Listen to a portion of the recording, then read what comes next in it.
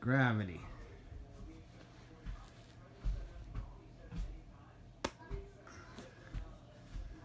A theory of science that holds everything together. A magical force. Theorized by Sir Isaac Newton in the year 1666. What a deal he must have made with Satan to convince man of gravity. Another deal done with Satan was with Copernicus, conveniently around the same time. He theorized of Earth not as a flat Earth like they always thought, with a dome overhead and the creator and all that. No. He put out this notion, this beautiful lie that Satan gave him. And basically they took the flat Earth and wrapped it on a ball, shortening the oceans to make it work. My thoughts on this is like, what kind of man must have this guy have been in order to get this out of Satan? Like, throughout history, these people, they do these things. It's said that the Rothschilds, Sir Mayer Rothschild, he through Satan and Judaism and that, he came up with them. He was given the money system. Steve Jobs on LSD was handed the computer through Satan. Now they all have to pay homage to it. The homage for Apple computers is the apple with the bite out of it. That's Satan. That's the bite of knowledge. That forbidden knowledge. That's the technology. That's how they work. With this Copernicus guy, this evil Catholic priest, he must have did some real doozy to get this one, because this is the ultimate. This is the grand illusion in the Bible where God says he'll let those believe. I was awoken in 2015. This stuff dropped on my lap shortly after everything changed in my life. And one thing I've noticed is, even though all the science points to a flat Earth, people still want to live on the ball. And it might be just as simple as the fact that once you see it for a second, you realize that there really is a God, like truly, and that we wouldn't live the way we would.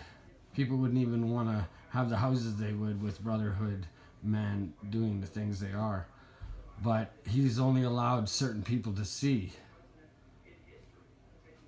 But that still doesn't stop us from trying to get people to at least see that the Bible says that it's flat Earth, along with every other religious text from the past.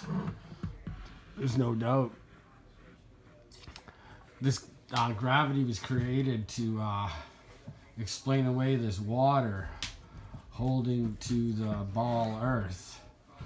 As well as they had to start spinning this ball to explain this too. They say we have an iron core inside, a liquid metal spinning around with the mantle, the layers of rock.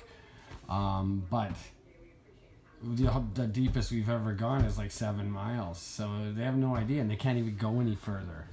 And by the way, they heard like screams from like hell below. And you can check out the audio on those deep digs in Russia there.